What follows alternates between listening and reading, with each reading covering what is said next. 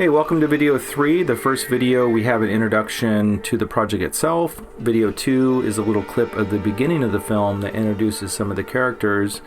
And in this video 3, I would like to kind of segue from where I left off with that to where we get to the nucleus of the journey. So where we left off in video 2 is I had come across a box of tapes in my mom's bedroom that were from the 70s and 80s.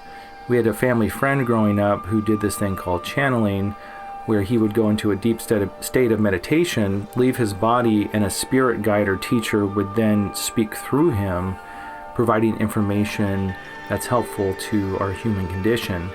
Topics arranged from biblical topics to health and diet and emotions, a healthy lifestyle, anything that was helpful and insightful in bringing a higher quality of life to us. It sounds wild, it sounds crazy. These days there's, a lot of channeling out there. Abraham Hicks is one example of something that's really popular. Anyway, the legacy goes back for years, and arguably thousands of years. But there was someone called Edgar Cayce who lived in the early 1900s, called the Sleeping Prophet, who's probably the most similar to this type of material. I want to get way more deep into this later, but I just kind of wanted to explain a little bit about what that phenomenon was and what I had discovered when I was 16. So when I heard that stuff, it just blew my mind, because when you hear it and you hear the amount of wisdom and immediacy of the information, it's just profound, and it makes you kind of wonder why people don't know more about this. Anyway, that's another topic for another time, but I just wanted to explain a little bit about what that was about. So just after that, I had got a job at a new place called Starbucks. They had just started opening up around the country.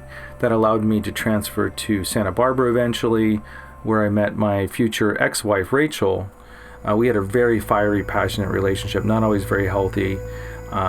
We ended up getting married, having 2 kids. I got a job in new media, started making more money, and our life really got into a state of excess, which I think a lot of people were going through in the early 2000s.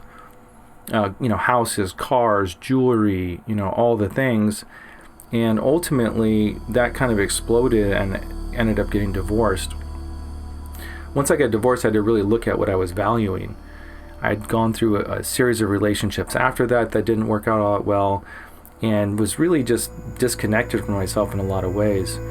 Ultimately, that last relationship, I lost my circle of friends along with my girlfriend. I was very angry. I was very bitter.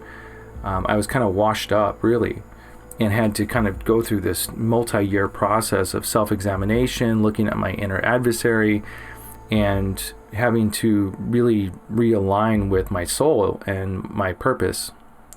I spent 5 years in a little house that was 8 by 12 feet. It was kind of like a prison cell in a way that I really needed. I needed that isolation. I needed to feel angry. I needed to feel bitter. I needed to feel all those emotions to recognize that I didn't want to be there. I didn't need to be there. It wasn't a healthy place to be. And so it forced me to look and study things like Buddhism and creative visualization. I learned about consciousness. I learned about thoughts, feelings, and emotions, and how we don't necessarily need to identify with our thoughts, feelings, and emotions. We don't have to personalize other people's behavior. So after this really long process of kind of saving myself from myself, I started to gain some strength. I started to gain insight. I invested more in myself instead of investing in others to create a sense of self.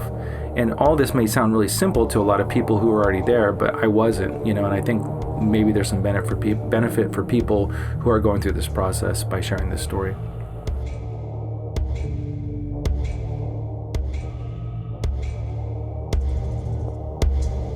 How much do we need?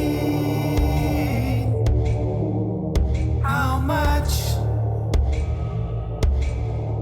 do we care?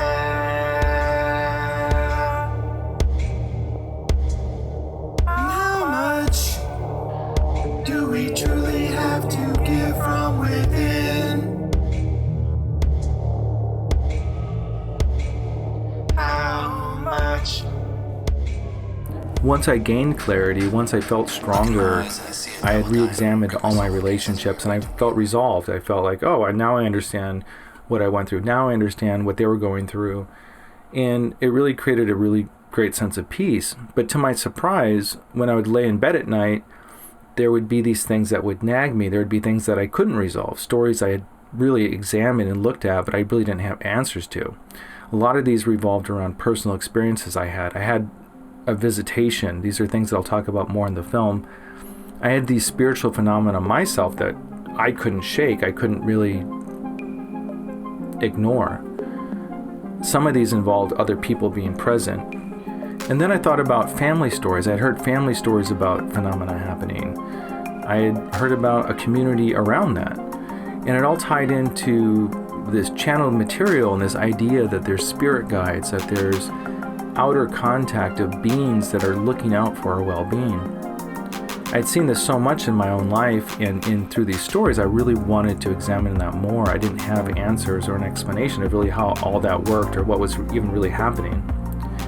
So I planned a journey to speak with family friends, family members, and really try to create a cohesive conversation around this phenomena.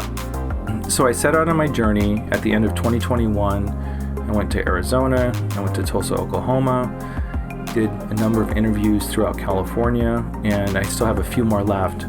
But during these interviews, it was a really great way to get everyone kind of talking about this stuff, and I found a lot of really interesting connections so far. But anyway, there's so much more to it. I really look forward to sharing much more information, but that's kind of a segue of where we left off in the last video up into really starting this journey and what motivated that. And I look forward to examining a lot of this media and these things that I found, these interviews, and having a deeper conversation with you. All right, thanks for joining me on the journey. I'll see you in the next video.